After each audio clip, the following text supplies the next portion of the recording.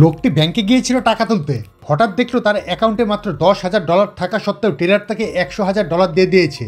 সে তৎক্ষণাৎ ব্যাংকে ফিরে গেল যাতে বাড়তি টাকা ফেরত দিতে পারে।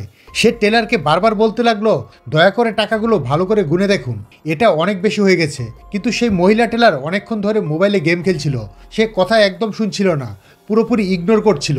হঠাৎ মহিলা রেগে উঠে চেঁচিয়ে বলল, তুমি আসলে চাওটা কি?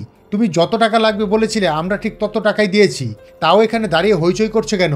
তারপর ব্যাংকের নিয়ম দেখিয়ে বলল, একবার গ্রাহক কাউন্টার থেকে টাকা নিয়ে চলে গেলে তারপর আমরা কিছুই করতে পারি না।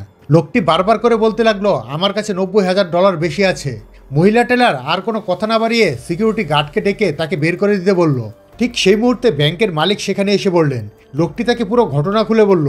তিনি সব বুঝতে পারলেন এই মহিলা টেলার বারবার ভুল করে যাচ্ছে, অনেক গ্রাহকই তার বিরুদ্ধে অভিযোগ করেছে। সবসময় সে গেম খেলে আর গ্রাহকদের কথা ঠিকমতো শোনে না।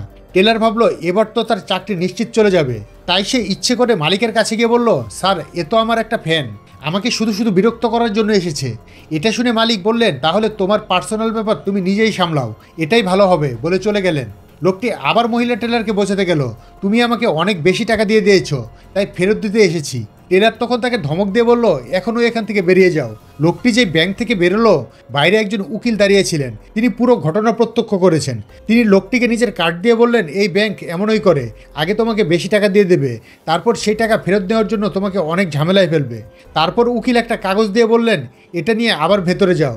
লোকটি আবার ব্যাংকে গিয়ে টেলারকে বলল, আপনি কি একমত যে এই বাড়তি টাকাটা আপনি আমাকে গিফট হিসেবে দিয়েছেন? টেলার বিরক্ত হয়ে বারবার হ্যাঁ হ্যাঁ বলতে লাগলো।